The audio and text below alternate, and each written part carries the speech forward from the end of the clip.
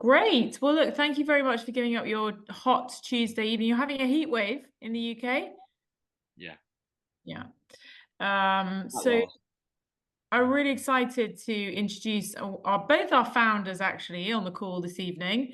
Jasper's going to be talking about non-medical imaging referrals and basically what constitutes a good imaging referral, being a non-medical referrer himself, an osteopath, and he'll also give us the founder story, won't you, Jasper? And we've also got Dr. Khalid, who's our Chief Medical Officer on the call and co-founder of SCAN, and he's a consultant radiologist and will also be available to help talk through some of the cases tonight. So my name is Lizzie. For those of you who don't know me, I'm the lead for the SCAN UK. We run a series of webinars trying to educate people about scans and about what imaging modality is the best course of action for your patients. And please join us, tell your friends. And if you don't know how to refer to us, you can click this QR code. You're eligible to sign up for a portal, and in that portal you can order images from different modalities, and you don't need to worry about practicing privileges with the imaging Sorry, centres. Lizzie, can I just say, can you make that text a bit bigger? Is that Yeah, right? that's all right. Yeah. Yeah, all That's right. okay. So yeah, click the QR code on the right there. You can see there's the video of the referral portal that we have, and it's super simple. You can sign up. It takes 2 seconds. You can refer. You can select an imaging center from our network of over 150 imaging centers. We have loads of different imaging modalities. You guys will probably mostly use MRI and a simple plain film X-ray, but we do have a range of modalities. Once you've referred to us, our team of clinicians will review that referral, make sure that it's clinically appropriate, adjust it as needed. Patient will get scanned, the results will be delivered back into that portal. So super simple, super easy. Click the QR code there and you can download your access. And without further ado, I'm going to hand over to, if I can, yes, I can. I'm going to hand over to Jasper. I've already mentioned some of the housekeeping. Basically, type your questions in the chat. And let's make it as interactive as possible. I'll be asking you some polls, but over to you, Jasper. Do you want to Can you introduce flick yourself? onto the next page for me? Yeah, of course. There we go. Right, the beginning. Well, there was nothing in the beginning. Next page, please. All right. Okay. I'm going to do a lot of clicking. You are going to do a lot of clicking. Well, of course, in the beginning there was nothing, and then X-rays came first, and it was ultrasound, and then Peter Mansfield, who I think Khalid, you may have met him actually at some point. Did you? Yes, I have. I have met Mansfield a couple of times. Yeah. Invented the MRI machine, for which he received a Nobel Prize, and Sir Godfrey Hounsfield, who actually came from Newark, went to school in Newark. The school he went to is about 500 meters from my clinic. He then went into the RAF, having left school with very poor qualifications, and then went into radar during the war, and then got a place at the Faraday Specialty Unit, where he learned electrical engineering. Sorry, can't see my text.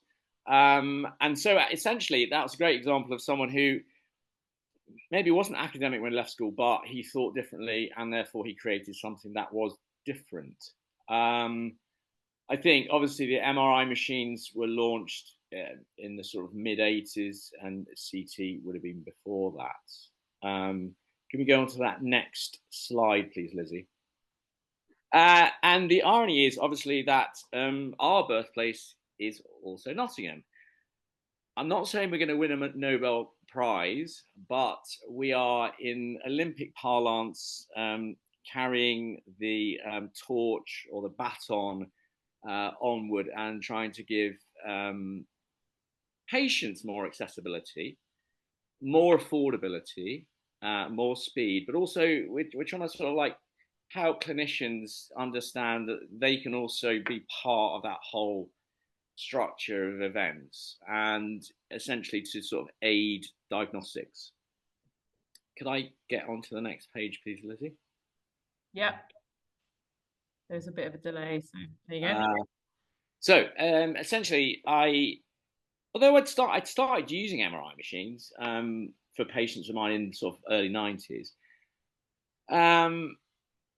It was always such an effort. I felt that the handwritten referral that you had to fax into a site, or sometimes they insisted on sending it in, and I could see that the model was so old-fashioned that I suddenly started thinking in terms of almost like Airbnb and Booking.com, whereby as clinicians we can refer in, and then obviously as a clinician you then sort of go through the report. And I was saying, well, you could probably ally that with telehealth care. And I think it was interesting because when I sort of had the idea and then I approached in-house, they were the first scanning site I had a contract with, I realized that their machine, which was a 3T machine, I mean, a lot of the time was empty. And they were obviously part filling with NHS, but obviously they needed the private patients as well. Sorry, can you just make that script a bit bigger, please, Lizzie? Hang on, like that. Oh, that's better. And so the sort of telehealthcare model that I sort of created was with in sort of partnership with InHealth, or Vista as they are now. And they immediately gave me access to all their sites nationally, and I paid £4,000 for a website, terrible website, and we went live. And I can remember going in to do a spin class, and 40 minutes later came out, and like 10 people had booked a scan. I was like, well, this is obviously, there's a need for this, and there's a desire for this. But obviously, I needed someone else to come on board. Khalid I knew from doing some lecturing for me out in Verbier in Switzerland, where we ski together. And so I got in contact with him, and he was like, yeah, let's do it. Let's get on board. So, and then one of the big pushbacks we got initially was the fact that we weren't with the patients, and people used to say, well, they're not really your patients. And I was like, well, but telehealthcare is coming in. I knew telehealthcare was going to come in because I'd seen so much in the press about it. And of course, COVID sort of came at the right timing. The timings were so perfect because obviously then, as we know now, nearly all consults, primary care consults are telehealthcare. And, obviously we can use, Zooms and other models, patients send pictures in and stuff like that. But, and now obviously we have a team of 25 clinicians, the majority of whom are GPs, but then we do have a team of MSK, osteopaths and physios. And then as that started to gain a little bit of traction, and then my CEO, Charlie Bullock, came on board, and he was one of my son's best mates in school. He'd come from his parents were very successful in another form of sort of online business. And then we started to get bigger, and then we started to get more of the modalities, the CT, ultrasound. Oh, we haven't got X-ray though. We don't do a lot of X-rays, to be honest. And then we've recently added mammography and DEXA onto our scope of things.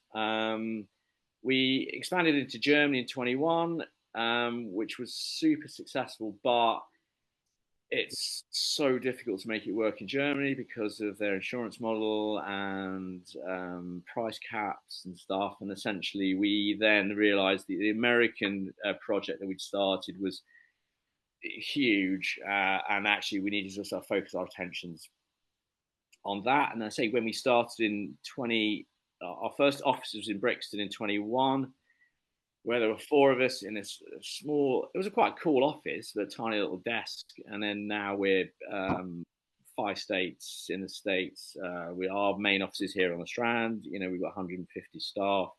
And so things have grown, and we're still growing. Sorry, can I have the next slide, please, Lizzie? So Khalid and I have always use this as our doctrine, like imaging is the gateway to diagnostics. And I think if we all see where diagnostics is going, I mean, the last Tory government, obviously they spent a lot of money trying to create these diagnostic centres, mainly in the southwest. But diagnostics is the gateway to healthcare, and we still have some really poor stats in this country. Lizzie, can we go on to that next slide, please? So, but obviously going back to when I first started as a clinician in, sort of like late 80s, 90s, X-ray was really the only sort of diagnostic tool we had. I mean, I remember at the British School of Osteopathy, there's this old cranky X-ray machine we used to send people in, and I can always remember for spondylolisthesis, it was APs, lats, and obliques, which, consultant radiologists would absolutely frown at nowadays. And then obviously the diagnostic revolution happened when MRIs became accessible, but they were so expensive. I mean, I remember that my first one I had in 92 was 395 quid, which is 850 quid in today's money. And whilst the diagnostic technology became more accessible, there was still problems with supply. I mean, the NHS don't have a massive supply of MRI machines. The private sector don't have a massive supply. And whilst it can, diagnostics prove that, you can get somewhere quicker, the problem we have in this country, because we have the NHS, is the fact the NHS then has a reduced capacity in dealing with essentially what you're diagnosing. I mean, the UK still has the least number of MRI machines per capita than the rest of Europe, but the UK has less MRI machines per capita than the Congo. And I know it's one of those sort of like flawed statistics, but it is true. And whilst the number of MRI machines increases, it's doing so very, very slowly. And I think a lot of the reasons, and Carly will back me up here, was that the NHS tariff, and because most of the machines are privately owned, the NHS tariff is so low, it sort of doesn't pay for the machine. And until we have a directly funded healthcare system, it's going to continue to be flawed, I'm afraid. Yeah, I agree with that, Yeah. Jasper. Yeah, totally. Lizzie, could we go next slide, please? So the question we've got as clinicians, to scan or not to scan. I think when we approached some big physio groups, that we did sign them up, but I think one of their reticences was, if you scan a patient, you lose a patient, and that's just simply not true. It's I always think, scanning is a bit like, a bald man with glasses, and if I take my glasses off, it's not as good as a whole, because I need these to be the whole person. And I think scanning is just another tool you've got in your toolbox. But of course, we don't need to scan absolutely everything. Next pitch, please, Lizzie. Because obviously I put in there, is scanning better than palpation clinical knowledge or informed clinical assessment? Well, of course it's not. And of course, whilst we don't need to scan everyone, I always think, when I was trying to think of an analogy, and you think about DRS or Hawkeye, DRS in the cricket, Hawkeye in the tennis. The one big thing that those two systems do, and I've said it's not VAR, because VAR is rubbish. The two things those systems ask is they want us to ask it a question. And one of the things we see in a lot of referrals from allied health professionals is that there is no question. And the question doesn't have to be right. If you're saying query meniscal injury, it's a bit like saying LBW. The cricketer doesn't shout like, "How's that?" because they're thinking it could be anything. Let's just go for anything. And so the clinical question is vital. And I saw a referral the other day from a physio, which was like A4, excellent piece of writing, lots of great tests, functional tests and stuff like that. Didn't ask the clinical question and didn't say which knee it was. So there's some sort of really basic things that consultant radiologists like Khalid, and some of them can be very sensitive to having not been asked the question. Ask the question, but don't be scared to be wrong, because I think they're also trying to help you come to the idea of like, where can we go with this patient? And sometimes symptoms don't add up. Sometimes clinical correlation just simply doesn't add up. So the clinical drivers, I mean, I'm going to go with what I use. I mean, I think some things that I always say, alarm bells are bilateral symptoms, alarm bells when things do not resolve, alarm bells that's hyperacute, and then lots of things don't add up. You know, you might get someone who's just looking poorly, and you know, it's just sometimes there's an alarm bell there. And I think lots of the times you'll get those calls right. But I think, you know, it's not like we're going to go down the route of saying to everyone, "Oh, do you want to have a scan? Do you want?" You know, because lots of the time you will know inherently, you know, the degenerative spine, the degenerative knee. There are lots of things that are standard, and you can treat them, and you'll be successful in treating them. I think obviously those things that you think that come in and you think they, you know, this could be surgical. There's great validity in getting a scan because obviously that's going to take them on their path, hopefully either private or NHS.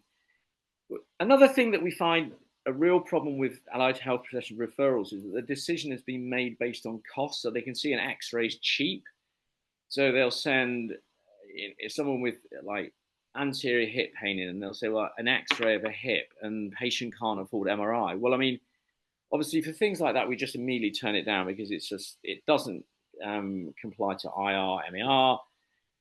It's a limited exam, and I think, you know, in cases like that, you just got to like literally say, well, you can't afford to go privately, you'll have to go through the NHS but those will all be turned down.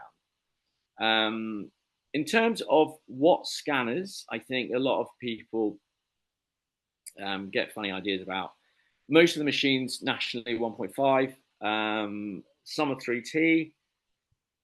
Because there's a 3 in it, people often think that's better. The 3T machines are quieter and quicker, but they do give rise to much more artifact.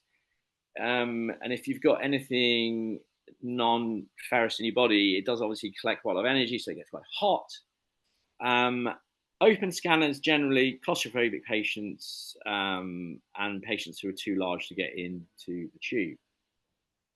But I don't think we should always insist on 3T. Khalid, you agree with me on this? Yeah, I agree, Jasper. I think really just leave the imaging to the radiologist, and absolutely most of the time you get 1.5T is very good. Yeah, thanks.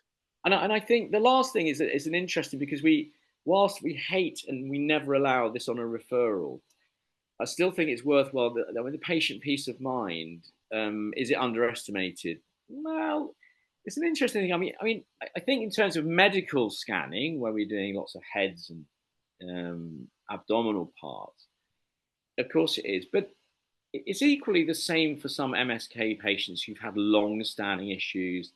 They sort of want to understand, and I think knowledge is it can be a comforter as well.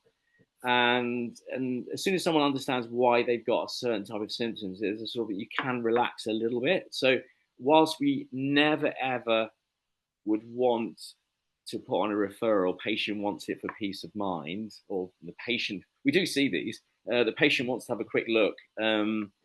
We understand the patient's psyche, and sometimes we can justify that. Obviously, we wouldn't put peace of mind, we'd put something clinical on it. And then the false positives, which is another sort of accusation from some of the allied health professionals. And of course, you know, you can scan someone who's got, you know, a symptom in an area, and then you do the scan, and then there's like loads of levels of disc bulges and stuff that happen to be non-symptomatic. Does this make the patient more anxious? Possibly. You know, but the question is, you know, have you helped diagnose what you originally sent that patient for? There are lots of things that are degenerative or disc bulges that are non-symptomatic. And I think we've just got to be big and brave and like just give the patient that information. I think some information or good information is better than no information. Lizzie, can I have the next slide, please? Yeah. Coming up. The check is in the post. There we go. So, I mean, the modalities that we all use, MSK practitioners, I mean, it's nearly all MRI. Obviously, some of it's ultrasound. X-rays, yeah, possibly. You suspected fracture can still be an X-ray. I sent someone, a young lad, very, very slim lad, done a lot of running, came in. I'd seen him a couple of years before for low back pain with like really bad sciatica, and he said, "Oh, I've got it back." And he said, "But my leg's so sore this time," and he pulled his leg up, and there's this great big lump on his fib, and I was like, "That looks like a fracture to me." And so I sent him straight down to A&E, and he came in the next morning with a lovely picture of a quite juicy fracture, actually. But I think again, lots of the poor referrals we see into for X-rays.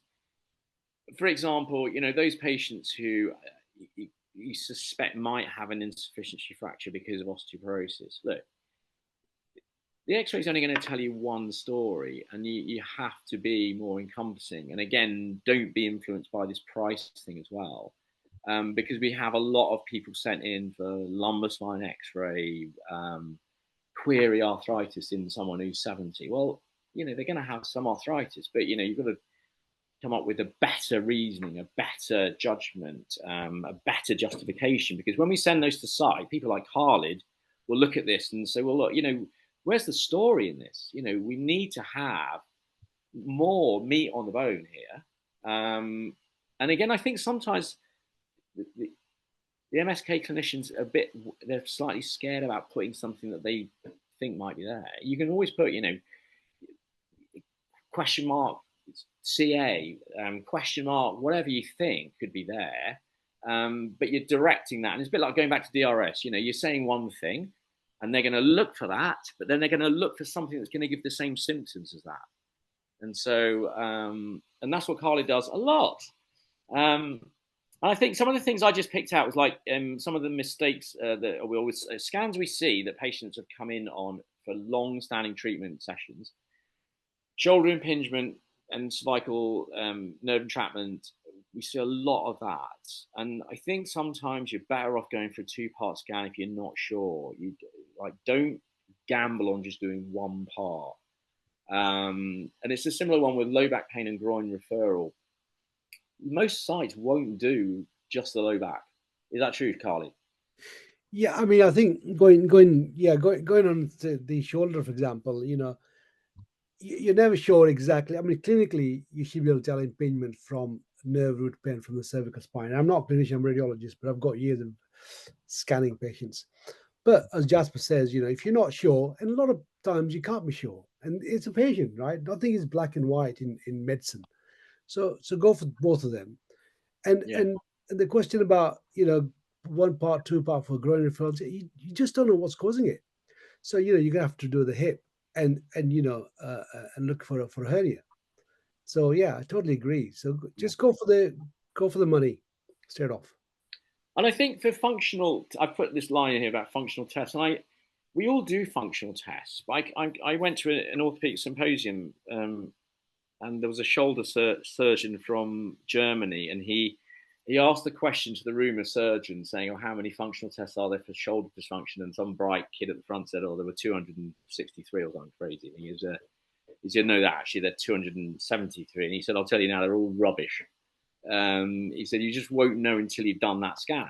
And I sort of think, going back to my story, when I had a big knee injury playing rugby, and I went to see a surgeon who was a friend of mine, and he did AP shift, and he was like, "It's definitely not ACL because you've got literally no shift." And when we had the scan, I had no ACL. So I think a lot of the times we do these tests, it sort of helps, but I think there's we can't now be so reliant on them when there's this is other thing that's better. Sorry, Jasper. Sorry to intervene. There's one other thing that that correlates with that is that we've been brought up to do let's do an X-ray. That's okay. Let's do a ultrasound. Let's do an MRI. Eventually, let's do it. So I was talking to a professor of probably professor of radiology from Cambridge a few years ago, and he said, why do we bother doing this? Why do we just go for this kill? Why do we just do a CT scan of the abdomen and pelvis when we know what the answer is going to be? Mm-hmm. Why waste the patient journey? Why waste all those other investigations are costing you money? Mm-hmm. And with your knee, for example, okay, you need an X-ray to make sure there's no fracture, but MRI has to be the modality of choice straight off. Absolutely. And then the other thing being is that if you do send in a referral that's wrong, the answer you're going to get coming back is, it's sort of going to direct you. We get it a lot with when we send referrals in. I mean, sometimes Khalid and I have worked on a referral from one of our GPs, and we've sent it in and we think it's right, and it gets sent back, doesn't it? Because consultant radiologists, as I say, they all work slightly differently. But again, when that happens, you're just all working together. And it's a bit like things, I think we'll come on to it in a minute, like contrast. We've got this sort of obsession with people wanting a contrast, thinking it's going to be better.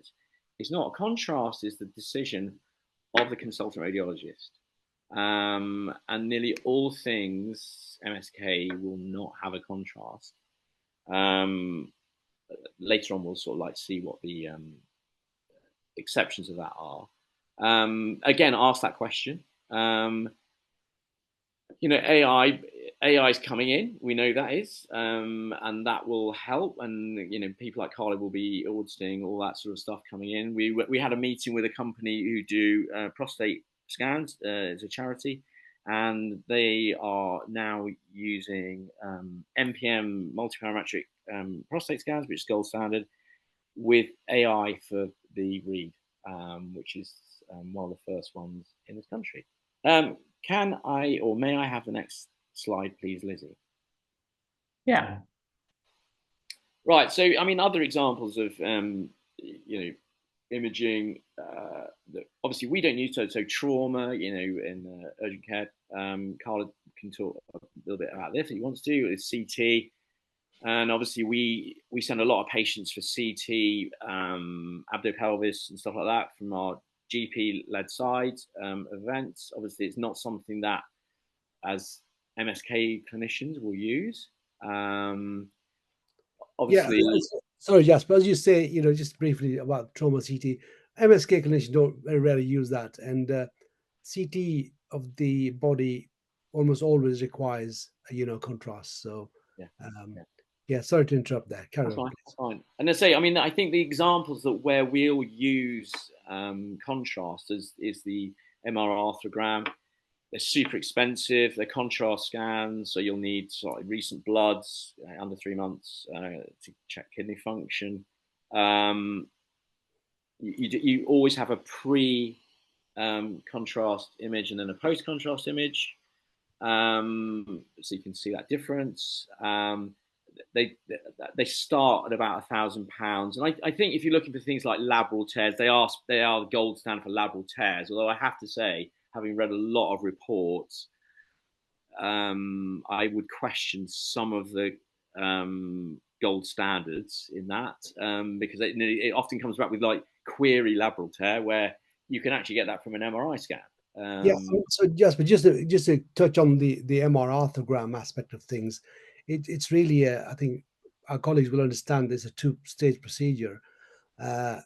You have to inject the contrast in the joint. That has to be done by another technique initially, an intervention part, which is either with X-ray guidance or with ultrasound guidance. So you inject the shoulder or hip with dye after it's aseptic technique. So it's got a pretty well involved, and then they go to have an MRI scan, and that's why it's expensive. Yeah. But we do obviously carry them out. And I say that's the other thing. If your patients you're sending in have got previous scanning of the same areas, send it in, because comparison studies are you don't get charged anymore. They like seeing them. It gives your patients the heads up on where is this progressing, or is it staying the same. I know you may have had a increase in symptoms, but is it really looking the same? And then the other thing, sometimes when you get a report back, one of the big things is clinical correlation. And sometimes you get a report back and it just doesn't add up. And it might not be that it's what you expected. And if it doesn't, then you simply go through the addendum process, where you simply come back and you just pleasantly say, well, this patient, it's saying it's got a disc bulge at L4-5 on the left, but the symptoms are always on the right. Can we have another look at those images? And then the same consultant will go back. It's not a second opinion. It's the same consultant will go back and he'll write an addendum and he'll send that back to you. And again, there's no charge for that. It's just part of that whole product. And yes, I know some people get annoyed when it doesn't come back with what they expect to be on it, but that's just sometimes the nature of it. And of course, having spoken all the way through about, justification, write it down, ask the question, we've actually just introduced in the last couple of years, which was an idea we had, screening scans. So if you think about, prostate cancer is one of the biggest killers, and, full body scans, which took probably 2 years to get over the line, and sort of justifying where we were going with that. And obviously we've got mammography that's been there before, but obviously it was limited access for women to get. And so lots of these things now, NPM prostate is a gold standard. It's a contrast exam. Full body scans. We've done a protocol where you're in the machine for 1 hour. I think it's like, how many pathologists can it rule out? Is it 260 or something like that? Khalid? Yeah, sorry, it's quite a lot of pathologies. You say we start from the head all the way down to the pelvis, and so anything in the brain, for example, tumors, aneurysms, all that sort of stuff. I think the 250 odd pathologies that we think we can exclude, but it's like a scanogram. It's like a general overview of things. Yeah. So essentially, because it's not dedicated, and when we talk about dedicated scans, for example, if you had a lumbosacral scan, it's not a dedicated SI scan. So if you wanted to look at the SIs, you have to have a dedicated SI. It's the same as a dedicated coccyx. You might see some of it on a lumbosacral scan, but it's not dedicated, so it sort of wouldn't be a diagnostic. So that's something else just to bear in mind. But again, the full body scans, we have a lot of people who have, they finish work and they want to have checked insurance. People who are going into large companies, they have full body scans. Families have full body scans. Can we get to the next slide, please, Lizzie? So, this is sort of brief part about sports injuries, only because I've had eight operations on my right knee. Can we go on to that next slide, please? So again, sports injuries, you're all going to see loads of sports injuries in your working daily life. I think the weekend warrior versus the professional athlete. Well, I think we know from stats all the injury levels are going up and up and up, and I think lots of that's caused by the fact that we're all getting bigger, people are getting taller, so the leverages the levers are a lot bigger. I think in professional rugby, the comparison is, I think, from the waist upwards, the average player is 4 stone heavier. When Doddy Weir, I've got Doddy Weir in it. When Doddy Weir first went on tour, and he was the second row forward for Scotland, with Scotland, he was 12 stone. And Simon Hodgkinson, who's a friend of mine, when he played fullback for England, he was 11 stone. So if you compare that to what is now, I suppose DuPont will be 15.5 stone. Obviously pure muscle, but it's a different thing. So the impacts are bigger. There are more elite pathways for younger people to go into, and then they try and do that with all their school sport as well. And so what we find with pediatric scanning, lots of sites won't do pediatric scanning. We do a lot of pediatric scanning. And there's a big increase in the amount of injuries. ACL damage, is the largest of sports injuries. And then the two sports that create that are football and, worldwide basketball. In this country, the largest female area of ACL damage is actually netball, elite netball. And so, again, that's something to bear in mind, where I think the NHS will nearly always turn a lot of pediatrics away when you go and see your GP and your son or daughter has injured their knee. in my experience, and I've had 30 years of it, you know, if in doubt, get it scanned, because you don't want that child to be, you know, missing out on all that sporting fun, and, you know, health issues as well, concerned with that. And I mean, I had a ACL reconstruction. One of my sons had an ACL reconstruction. And so the local knee surgeons have done well out of my family, but also all the people I know. But as I say, if you're sporty, you want to go back to sport, and you know the first port of call is really getting a scan. Next slide, please, Lizzie. All right, no, this is just an example of only because I'm an Arsenal fan, Arsenal season ticket holder now.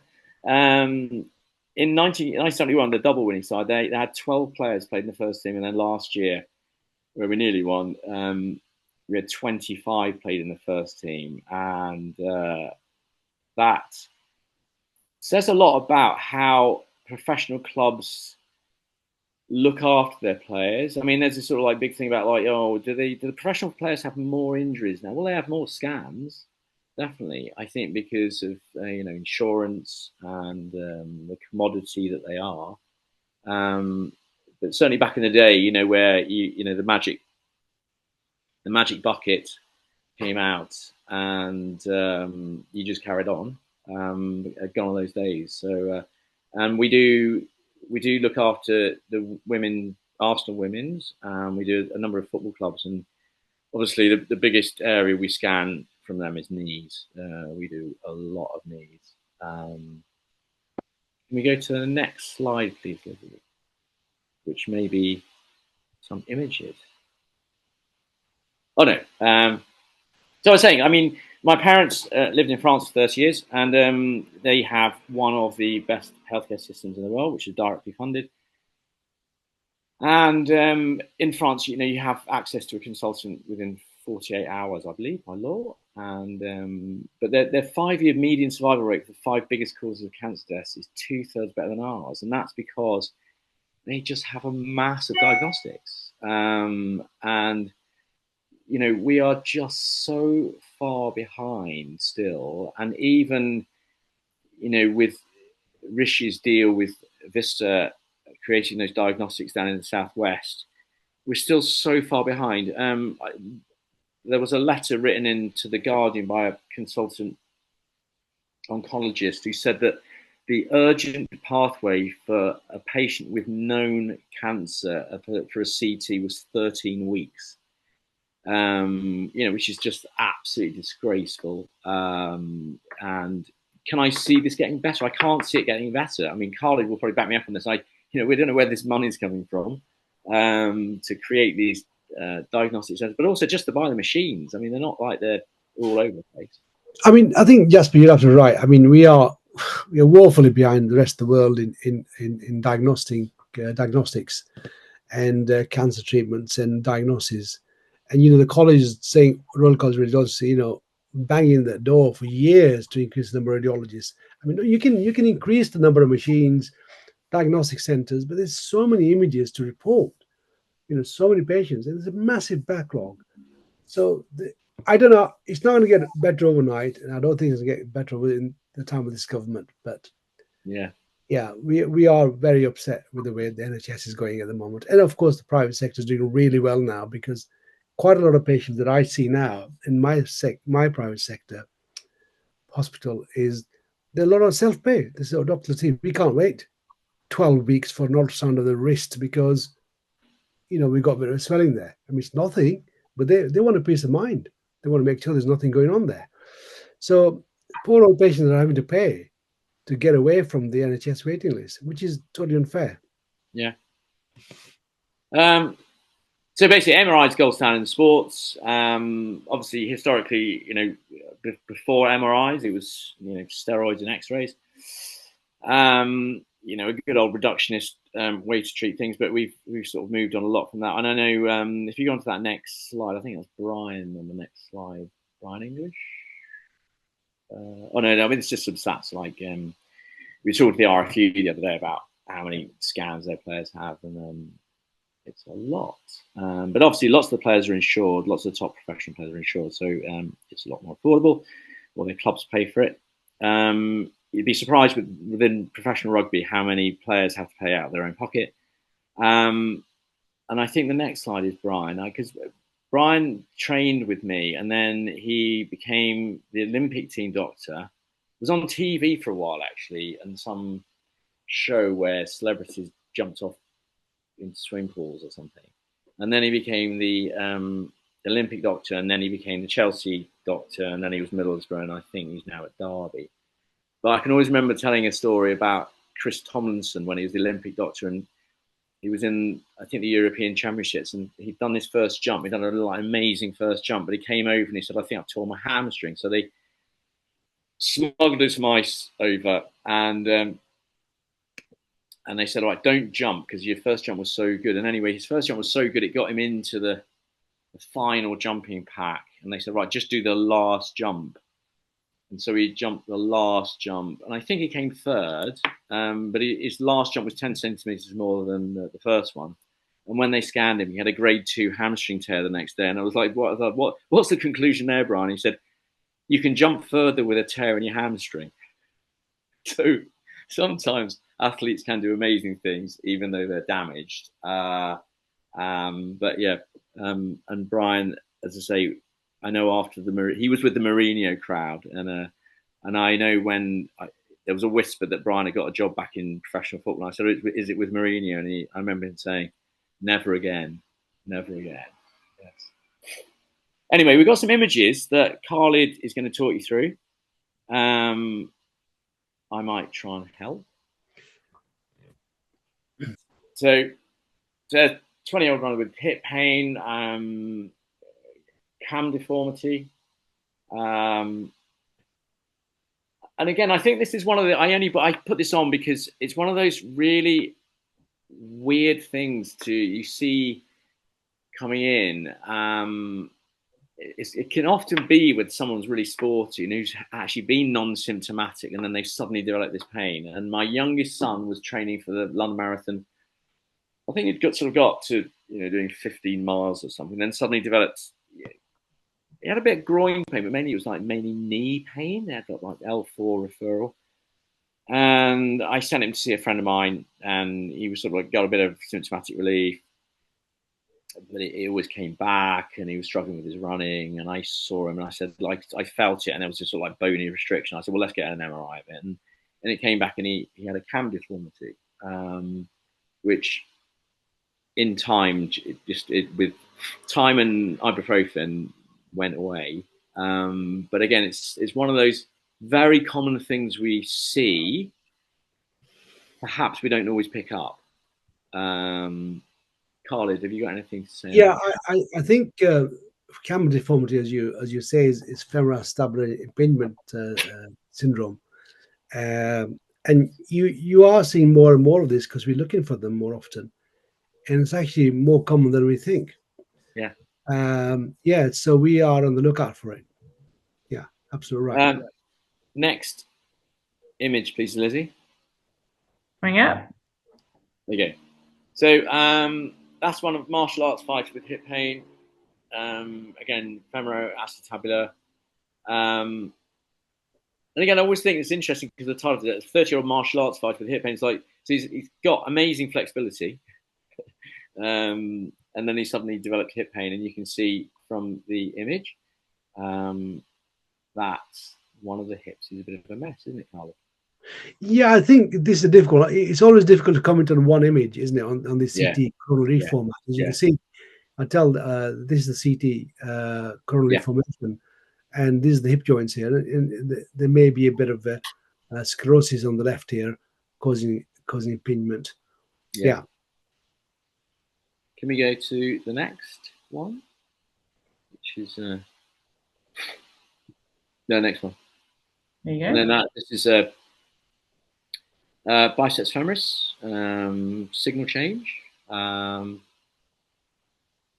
Yeah, so when you get, this is like an axial view of someone's leg, and this is a MRI, a fat suppressed MRI. So what you're seeing this bright is fluid. So these are the little blood vessels that you see. This is the, as you say, the biceps femoris, the hamstring, and this is the arrows pointing to an area of edema, a muscle tear, and this is also edema as well. So edema, hemorrhage, that's an acute muscle tear. Oh no! This is one you sent me, Khalid.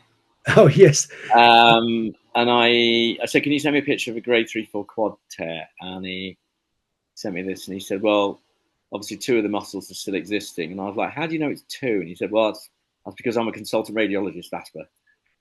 Well, I think it's a bit, yeah. Basically, this is a sagittal view of somebody's knee. Again, it's a fat suppressed sequence here. The bone marrow is all dark. This is cortical bone MRI. That's the patella tendon in front. Sorry, the patella bone in front. This is the cartilage. And you can see the parts of the quadriceps are present, but this part here, this muscle is completely gone. And as we know, the quad is formed by 4 muscles, hence the name. The rectus femoris forms the top bit, and that's torn.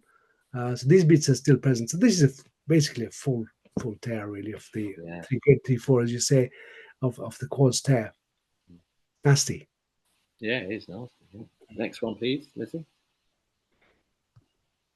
And then this is from a one of the osteopaths that works in my clinic, who lateral meniscal tear, had a bit of a tidy up, and then he's had a little cyst grow into it. That's interesting, isn't it? Yeah. Yeah. I mean, as you just can you see my arrow, anybody? Can you see that? So no, a lot part of the on the knee where that black arrow is, you can see there's fluid, there's some high density or a bright material, as you say, Jasper, and that's the lateral meniscal area.